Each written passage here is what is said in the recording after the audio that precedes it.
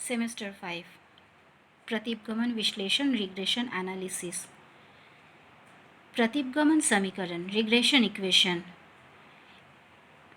प्रतिपगमन समीकरण ये एक ऐसा समीकरण है जो दो समंक मालाओं टू वेरिएबल्स के समांतर माध्यों के संबंध में एक श्रेणी में विचरण से दूसरी श्रेणी के माध्य पर उसका क्या प्रभाव पड़ता है या उसमें क्या अंतर होता है उसकी तुलना को प्रकट करता है। यहाँ प्रतिपगमन समीकरण से हम तुलना कर सकते हैं। We can compare that what is the difference between their mean deviations. उनके जो माध्य विचरण हैं उसमें क्या अंतर है, एक श्रेणी से दूसरे श्रेणी के माध्य से उसके विचरण की तुलना। Regression equation show regression line. प्रतिपगमन समीकरण जो है वो प्रतिपगमन रेखाओं को व्यक्त करते हैं। यहाँ हम प्रतिपगमन समीकरण की परिभाषा देख रहे हैं। अब हम आगे देखते हैं। x तथा y की प्रतिपगमन रेखा के दिए हुए मूल्यों के लिए संभावित x की y पर प्रतिपगमन, इसे हम x ऑन y कह सकते हैं। x की y पर प्रतिपगमन रेखा के लिए y के दिए हुए मूल्यों के अति संभावित x के मूल्यों को प्रदर्शित करती है।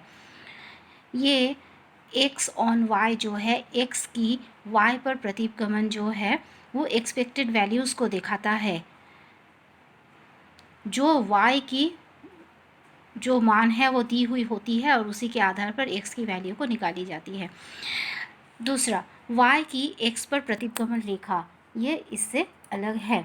y ऑन x है, ये x की y पर है x ऑन y की x पर प्रतिपगमन है y on x। y on x होता है y के मूल्य को बताता है जो जबकि x की मूल्य दिए हुए होते हैं। x ऑन y में x का मूल्य निकाला जाता है जबकि y का मूल्य दिया हुआ होता है, और y ऑन x पर y का मूल्य निकाला जाता है जबकि x का मूल्य दिया हुआ होता है। और यही अंतर है इन दोनों समीकरणों में। अब हम आगे देखते हैं। x का y पर प्रतिपगमन समीकरण y के मूल्यों में विचरण को प्रकट करता है। x का y पर, x ऑन y जो प्रतिपगमन समीकरण है वो y के मूल्य में जो वेरिएशंस होते हैं, वेरिएंसेस होते हैं, उसको प्रकट करता है, जो x में परिवर्तन होने पर अपेक्षित होंगे। x में परिवर्तन किस तरीके का होगा वो इससे पता चलता है। अब हम देखते हैं प्रतिपगमन समीकरणों की गणना, इसकी कैलकुलेशंस कैसे हो सकती है। पहला, x का y पर प्रतिपगमन समीकरण, regression equation of x on y। x का y पर प्रतिपगमन मतलब x ऑन y, y का x पर प्रतिपगमन समीकरण मतलब y ऑन x। ये रिग्रेशन इक्वेशंस है। यही दोनों रिग्रेशन इक्वेशंस की गणना की जाती है। अब हम यहाँ आगे देख रहे हैं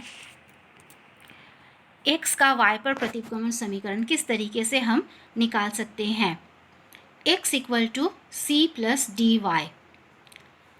यहाँ इस समीकरण में हम देख पा रहे हैं y के दिए हुए मूल्यों पर x का मान हम निकाल रहे हैं। x equal to C plus D y में y का मान जो दिया है उसके आधार पर x का वैल्यू निकाला जाता है। तो यहाँ y स्वतंत्र चर है, इंडिपेंडेंट वेरिएबल है, जबकि x उसके ऊपर डिपेंडेंट है, इसीलिए x को आश्रित चर या डिपेंडेंट वेरिएबल भी कहा जाता है। इसके बाद हम देखते हैं x equal to C plus D Y तथा x minus x bar equal to R into standard deviation of x by standard deviation of y, y minus Y bar.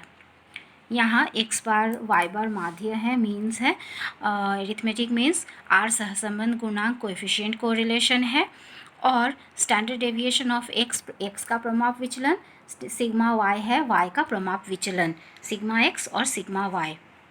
यहाँ हम इसे देख सकते हैं। उसके बाद यहाँ c equal to x bar minus D Y bar, d equal to r standard deviation of x divided by standard deviation of y। इसे हम कहते हैं beta x y. X on y है इसीलिए बीटा एक्स वाई होगा। अब हम आगे चलते हैं 2 नंबर प्रतिपगमन समीकरण रिग्रेशन इक्वेशन। y का x पर प्रतिगमन समीकरण regression equation of y on x, y equal to a plus B X, y minus Y bar equal to r standard deviation of y standard deviation of x, x minus x bar. यहाँ y equal to a plus B X होता है, a Y bar minus B X bar है, और b होता है r into standard deviation sigma y sigma x। तो ये beta Y x है, y ऑन x है, तो ये बीटा वाई एक्स है। अब हम यहाँ पे एक यहाँ इसे देख सकते हैं।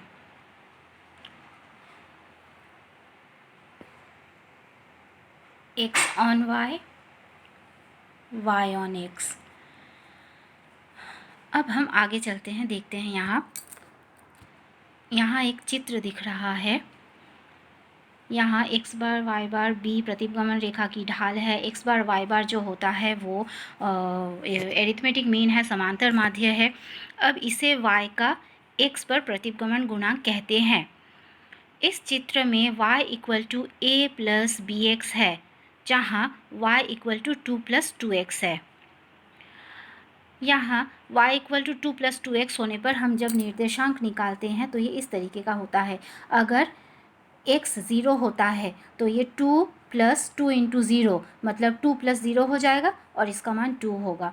फिर अगर x 1 होता है तो फिर y हो जाएगा 2 प्लस 2 इंटू 1 मतलब 2 प्लस 2 इक्वल टू 4 जो यहाँ दिख रहा है। अब x अगर 2 होता है तो फिर y हो जाएगा 2 प्लस 2 इंटू 2 मतलब 2 प्लस 4 इक्वल टू 6। इस तरीके से हम निकाल लेंगे। जनरली 5 वैल्यूज़ निकाले जाते हैं, तो 5 वैल्यूज़ यहाँ निकाल लेंगे तो हमारा निर्देशांक यहाँ तैयार हो जाएगा, निर्देशांक बन जाएगा।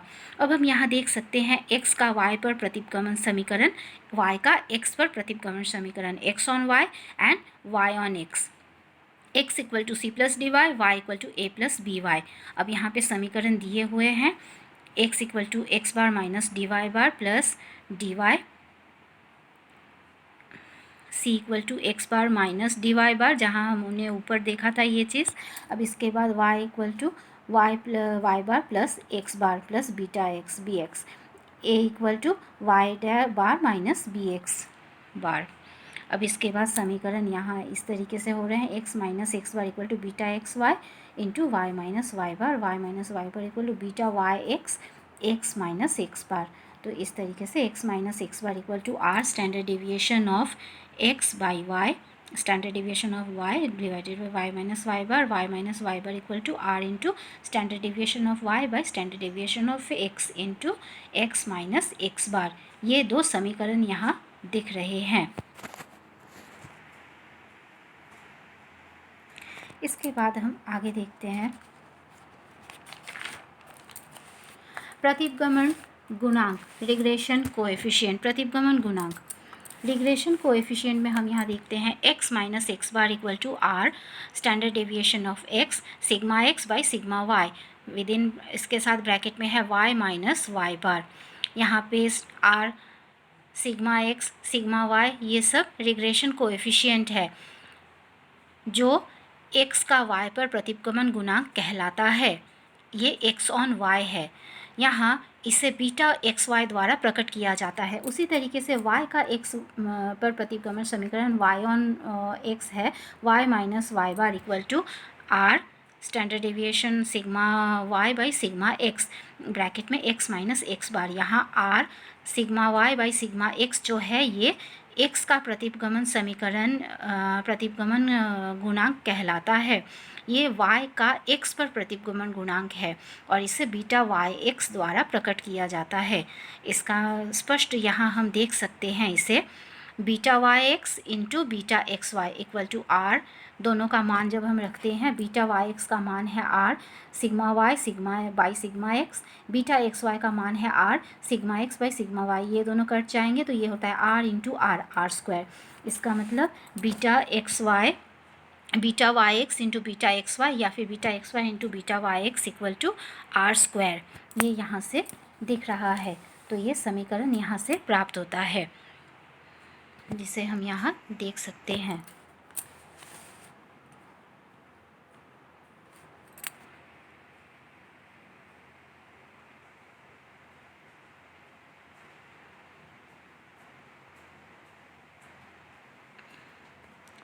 अब हम आगे देखते हैं। क्वेश्चन है find the maximum possible price in Delhi. Delhi में प्राइस ज्ञात करें जबकि price with respect to price ₹17 Agra. Agra का प्राइस 70 रुपये है।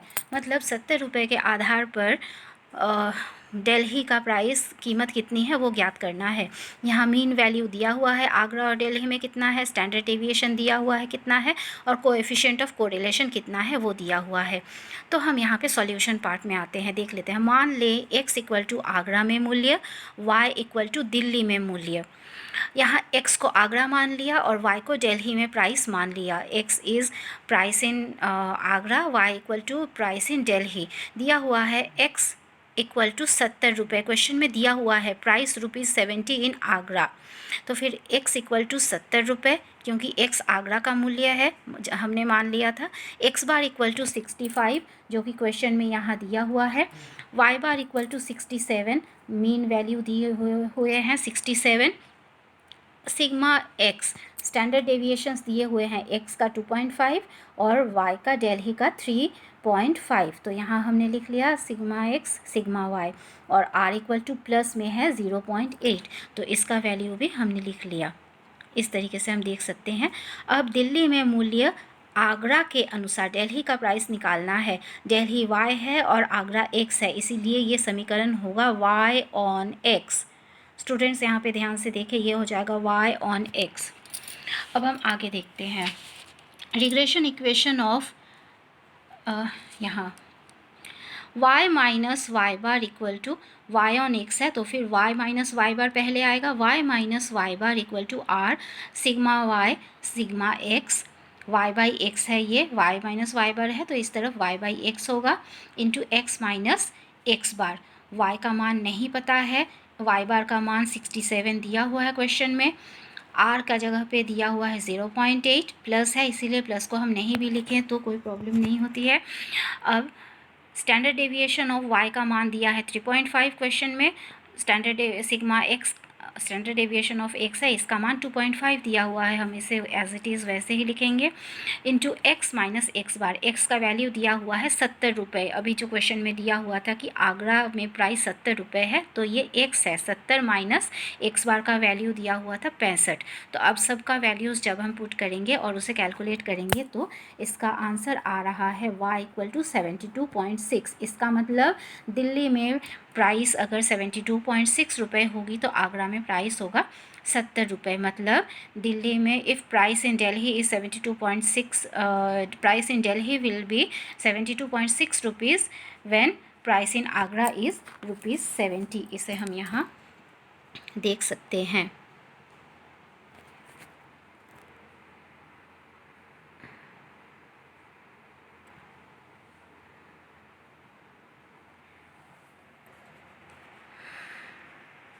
ये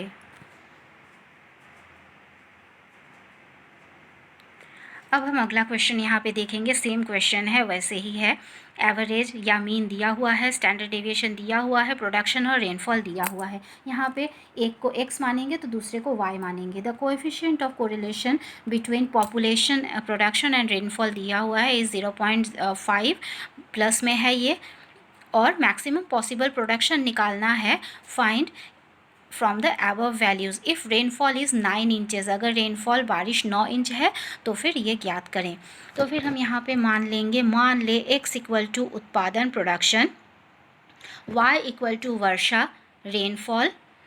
दिया हुआ है x bar 10, y bar 8, 10 units और 8 यूनिट्स प्रोडक्शन दिया हुआ है क्वेश्चन में, तो हम उसे लिखेंगे। यहाँ दिया हुआ है 10 यूनिट्स और 8 यूनिट्स। उसके बाद है sigma x sigma y, 8 y 2, इसे x माना था इसे y माना था, तो स्टैंडर्ड डेविएशन ऑफ x है, ये स्टैंडर्ड डेविएशन ऑफ y है। Sigma x sigma y, r दिया हुआ है प्लस 0.5 मतलब प्लस 0.5, और जबकि y 9 इंचेस है, रेनफॉल जो y है वो 9 इंचेस है, तो ये y इक्वल टू 9 हो गया। इसे सुविधा के लिए इसी पेज में बनाया गया है, आप राइट साइड में देख सकते हैं। उत्पादन की मात्रा वर्षा के आधार पर, मतलब उत्पादन है x और वर्षा है y, रेनफॉल है y, तो ये समीकरण होगा x ऑन y। तो ये है x minus x bar, x on y है, x minus x bar equal to r into sigma x by sigma Y है within bracket y minus Y bar. अब इसका समीकरण में जब हम वैल्यूज़ को पुट करेंगे और इसे हम सॉल्व करेंगे तो इसका आंसर आ रहा है 12 इकाई। मतलब उत्पादन 12 इकाई होगा, 12 यूनिट्स होगा, जबकि वर्षा 9 इंच होगी। मतलब production will be 12 units when the rainfall, the quantity of rainfall is 9 inches. तो हम इसे इस तरीके से देख सकते हैं और इसे सॉल्व कर सकते हैं। यहाँ सिर्फ ध्यान ये रखना है कि क्या निकालना है और किसके आधार पर निकालना है। अब जिसे हमने x माना होगा तो उसके आधार पर दूसरे को निकालेंगे, इसीलिए ये ध्यान रखना होगा कि क्या निकालना है और किसके आधार पर निकालना है। और यहाँ पे स्टूडेंट्स इस सम को बहुत आसानी से कर सकते हैं।